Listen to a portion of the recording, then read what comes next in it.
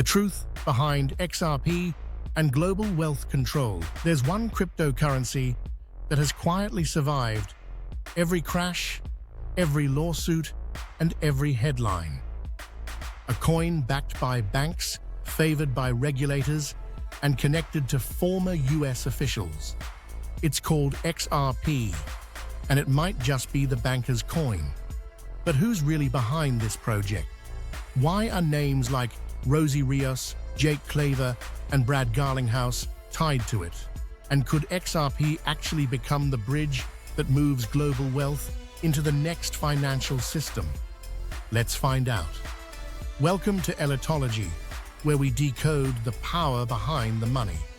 And today we are asking, what is XRP? XRP is the native token of the XRP ledger, a blockchain created to move money, not memes. While Bitcoin was built to disrupt banks, XRP was designed to work with them. It's fast, scalable, and built for one thing: cross-border payments. We're talking settlement speeds of 3 to 5 seconds and fees under a penny. Instead of replacing the financial system, XRP's mission is to connect it, bridging banks, central institutions, and digital finance on a single ledger. That's what makes it different. It's not about speculation, it's about infrastructure. At the top is Brad Garlinghouse, Ripple's CEO since 2016. A Silicon Valley veteran and former Yahoo executive, Garlinghouse turned Ripple from a small blockchain startup into a global payments network with over 100 bank partnerships. Then there's Rosie Rios, the 43rd Treasurer of the United States. Her signature is on billions of US dollar bills. She now sits on Ripple's board of directors. Rosie has said it plainly: XRP serves a purpose. It's used for cross-border payments. When a former US Treasurer says that, people pay attention. And finally, voices like Jake Claver, not part of Ripple's leadership, but influential analysts who've made bold predictions about XRP's future price and its role in the global financial reset. Together, these names give XRP something most cryptos lack: legitimacy inside the system. So why does XRP carry the title of the banker's coin? Because unlike decentralized coins that exist outside regulation, XRP was built for compliance and integration. Ripple works directly with central banks, payment providers, and financial regulators. It isn't an outsider's revolution.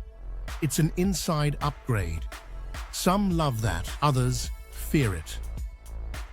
Supporters see efficiency, speed, and lower costs. Critics see control, surveillance, and centralization. Both may be right.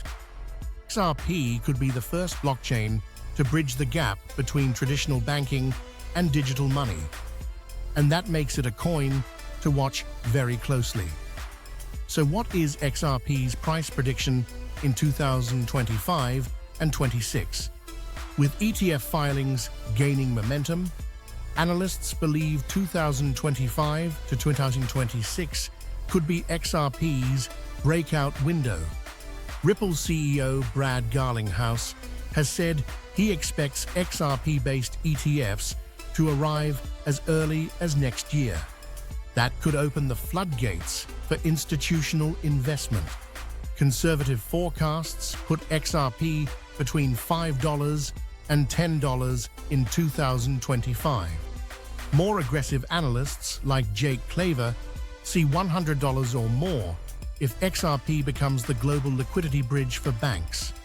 Some have gone further, even whispering $1,500 in a full-scale adoption scenario. But let's be clear, those are theoretical. They depend on mass institutional usage, ETF approval, and global regulation. Still, the potential is what keeps XRP in every serious investor's conversation. Here is where it gets interesting. Could XRP move global wealth? Ripple's technology already connects payment corridors across Asia, Europe, and the Americas. If large financial institutions start using XRP to move funds, it could quietly power the transfer of global wealth in real time. Imagine a world where international settlements no longer take days, they happen instantly, where liquidity flows across borders without friction. That's the world Ripple is building. And if they succeed, XRP could become the underlying rail for the next generation of money movement. That's not just a crypto story, that's a power shift. Now, could XRP actually help the United States reduce or outgrow its $36 trillion debt? Probably not directly. XRP won't erase debt, but it could improve liquidity, reduce transaction costs, and modernize settlement infrastructure in ways that boost economic efficiency. Think of it like upgrading from dial-up to fiber optics. It doesn't fix everything, but it changes the speed of everything. And in a world drowning in debt, speed and efficiency are forms of leverage. So while XRP might not pay off national debt, it could become part of the system that keeps it sustainable. Of course, no story is without risk. Regulatory uncertainty, competition from other blockchains, and government-backed digital currencies could slow Ripple's momentum. And if banks decide to use XRP's technology but not its token, the value could lag behind the hype.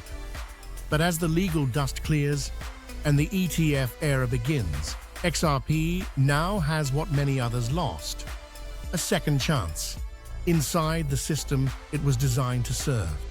Every decade has its pivot point. In the 1990s, it was the internet. In the 2000s, it was mobile. In the 2020s, it may be digital money. And XRP might be the bridge that quietly carries us from one financial world to the next. Whether that bridge leads to freedom or control depends on who owns it. So, is XRP really the banker's coin? Or is it the coin that exposes how money actually moves behind the scenes? One thing is certain: the race to digitize finance is already underway, and XRP is closer to the starting line than most realize. This is Elitology, where we uncover the stories behind global power. If you found this video insightful, hit subscribe and comment below. Do you believe XRP will be the bridge to the next financial era?